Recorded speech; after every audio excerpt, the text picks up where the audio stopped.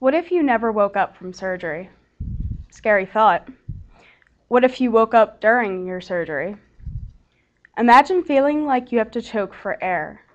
Imagine feeling the blade cut through your skin. Imagine the feeling of the doctor's cold hands burrowing through your insides. Scared now? It's called anesthesia awareness, when the patient under general anesthesia is aware of what's happening to him or her and can recall everything after the procedure is done.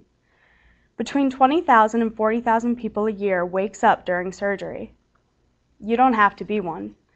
The Anesthesia Awareness Campaign is dedicated to teaching individuals that asking questions can help avoid the mental misery that can last for months after.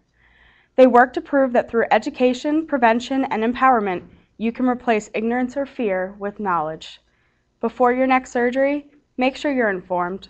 Don't become another statistic. For more information, visit www.anesthesiaawareness.com.